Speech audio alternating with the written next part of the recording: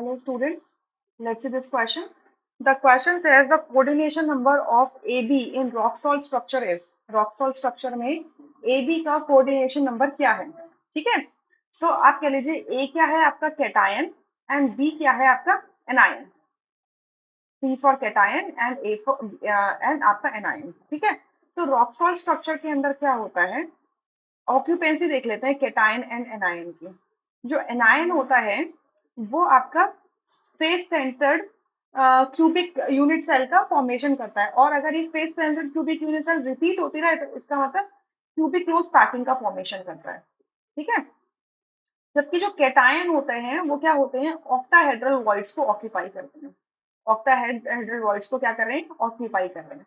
तो आप एक पहले एनायन का फ्रेमवर्क बनाइए। अगर आप मैंने एनायन का फ्रेमवर्क बनाया, मतलब एनायन का एफसीसी स्ट्रक्चर बनाया। एफसीसी का मतलब क्या होता है कि क्यूबिक यूनिट सेल है, यानी कि एज सारे इक्वल है, इंटरफेशियल सारे एंगल इक्वल है और 90 डिग्री के भी इक्वल है। ठीक है, फेस सेंटर्ड का मतलब क्या हो गया कि कॉर्नर्स पर तो एटम प्रेजेंट है ही, लेकिन फेस के सेंटर्स में भी है।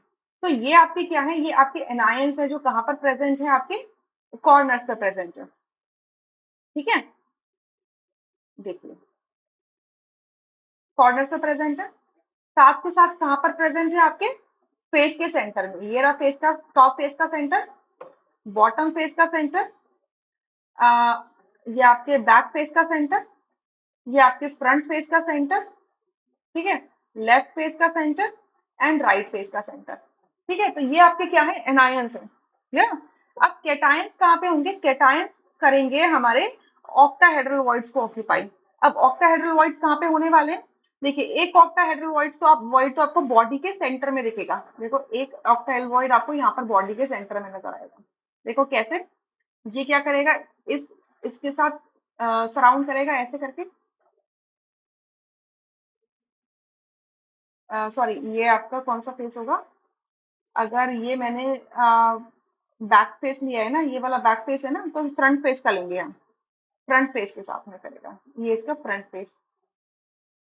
ठीक है, और एक आपका ये टॉप फेस और ये आपका बॉटम फेस। तो आप क्या देख रहे हो, ये ऑक्टाहेड्रल इन्वायरमेंट देख रहे हो इधर। देखो ये तो आपका इसका स्क्वायर फेस, स्क्वायर क्या हो गया, बेस हो गया, स्क्वायर बेस हो गया। ठीक है, और आपका ये और ये वाला क्या बना रहे हैं, आपका एक्सियल्स बना रहे हैं। ठीक है, एक्सियल बॉन्ड, एक्सियल वाले जो दिखा रहे हैं वो बना रहे हैं। ठीक है, सो इस तरीके से ये आपका दिख जाता है। ये सही दिख रहा है ना, ये आपका रेक्टेंगुलर बेस आपका दिख रहा है यहाँ पे, रेक्टेंगुलर बेस ये रहा। एक मिनट, ये वाली लाइन को हटा दो,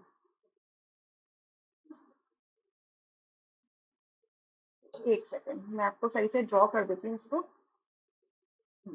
अब देखो, अब शायद आपको नजर आ रहा होगा, ये रेक्टेंगुलर बेस आपका A B C and D. ठीक है, तो ये रेक्टेंगुलर बेस नजर आ रहा होगा। ठीक है, ये रेक्टेंगुलर बेस नजर आएगा। तो आप इसके लिए ना इसको ज्वाइन कर दो। ठीक है, और इस वाले को हटा दो, इस वाले को हटा दो। ठीक है, इस वाले को हटा दो। क्लियर। और ये आपका क्या है, ये आपका और ये वाला आपका क्या है, टॉप और बॉटम वाले। क्लियर, रेक्टेंगुलर फेस बहुत क्लियरली नजर नहीं आ सकता क्योंकि 2D में 3D बनाना बहुत मुश्किल हो जाता है।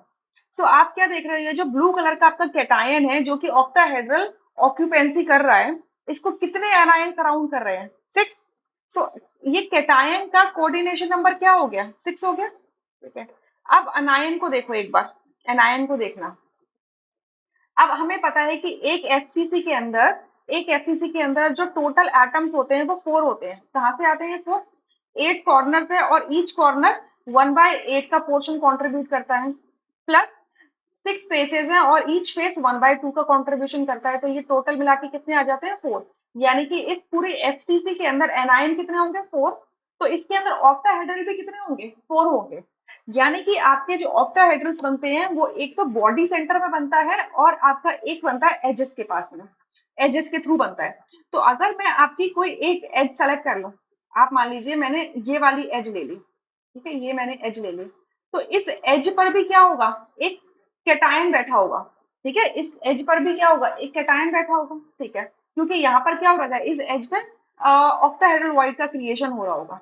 सो अगर आप इसको देखोगे तो आपका ये जो आपका जो एक एनायन को देखो, अब ये एनायन देखो, तो ये एनायन कितने एनायन, जो एक एनायन है वो कितने केटाइन से सराउंड हो रहा है, कितने केटाइन से सराउंड हो रहा है। तो देखो, एक तो ये वाली एज इससे शेयर होगी, एक एज ये शेयर हो रही है, एक एज ये शेयर होगी, ठीक है।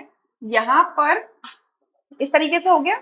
अच्छा, अब यहाँ पर जरा ध्यान से देखना, यहाँ पे अब जरा ध्यान से देखना, आपको अनायंस की ऑक्यूपेंसी चेक करनी है ना बेसिकली। देखो इस वाले अनायन को देखो, ये वाले अनायन को देखो, ये अनायन देखो, ये एक अनायन एक इस ऑक्टाहेड्रल वॉइड में बैठा हुआ, जो एज पे एक ऑक्टाहेड्रल वॉइड है, यहाँ पर इस एज पे भी एक ऑक्टाहेड्रल वॉइड होगा, इस एज में भी एक ऑक्टाहेड्रल वॉइड होगा, और इस एज पे भी एक ऑक्टाहेड्रल वॉइड होगा, ठीक है।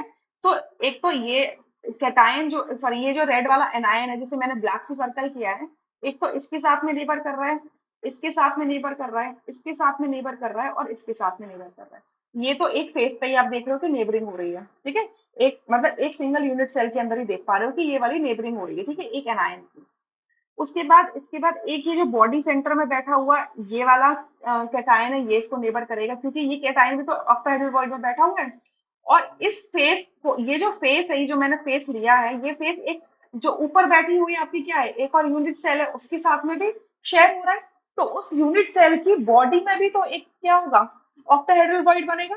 तो वहां पर भी जाके ये क्या कर रहा है, शेयरिंग कर रहा है। तो आप देख लो कि एक एनायन कितने कितने कैटायंस को कितने कैटायंस से टच हो रहा है, एक, दो, तीन, चार, पांच, छह, यानी कि जो एनायन का कोऑर्डिनेशन नंबर है वो भी कितना है, 6 है। सो दोनों का कोऑर्डिनेशन नंबर क्या है, 6:6 है। तो आपका फोर्थ ऑप्शन यहाँ से करेक्ट होगा, rest option are incorrect. Right, clearly समझ में आया होगा ये, आई होप ये क्लियरली आपको समझ में आ गया होगा, ठीक है। चलो, थैंक यू सो मच।